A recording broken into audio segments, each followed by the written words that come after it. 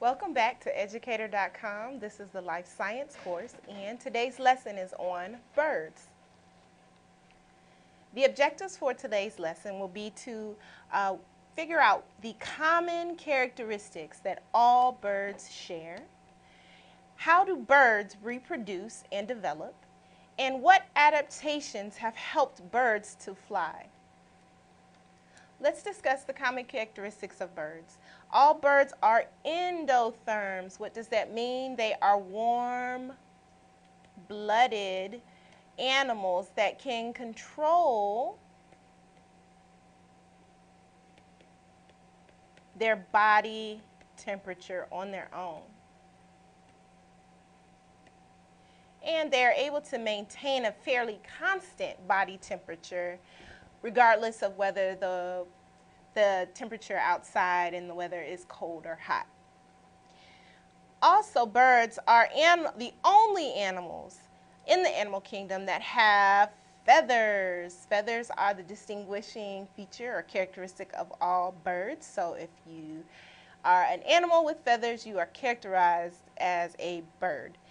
They also have a four-chambered heart, which is great because that four-chambered heart is a more complex structure, which allows the blood within that bird to be separated. So the blood, there's two types. It can have oxygen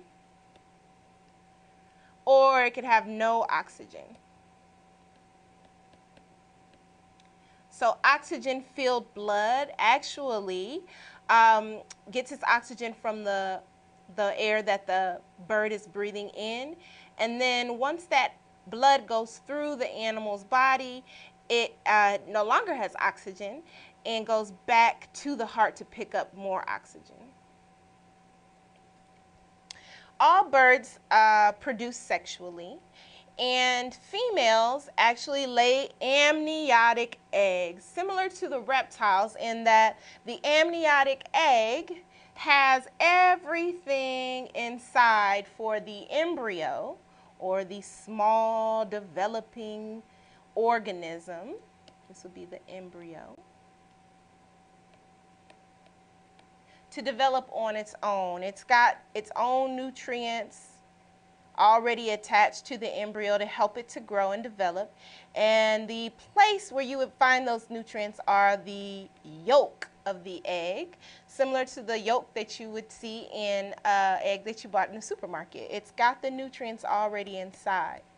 It also has what we call albumin or amniotic or this is actually a protein to help the embryo to grow, and it's got what we call amniotic fluid inside, which is kind of like a cushion to protect the embryo also. This would be, the egg would be filled with this fluid that surrounds the embryo. Now, the eggs hatch only after a certain period or incubation period, and that's just the time where the egg is developing, but it has to be in a certain range of temperatures, which is why you'll see the nest with the eggs inside, and you'll see the mom or the dad bird coming in to actually sit on top of those eggs to keep them warm, protect them from the outside elements and from predators, so that they can fully develop before they hatch. Now, birds have something, another structure that they've adapted to help them to fly, and that are the hollow bones. Birds have a very strong bony skeleton, but the bones are hollow, and that keeps the overall mass of the bird very light, so that helps with the flight, because if they're too massive, obviously they'll be less likely to be able to fly, at least for very long periods of time. And also they have a very large sternum or breastbone, which is connected to the muscles of the bird chest.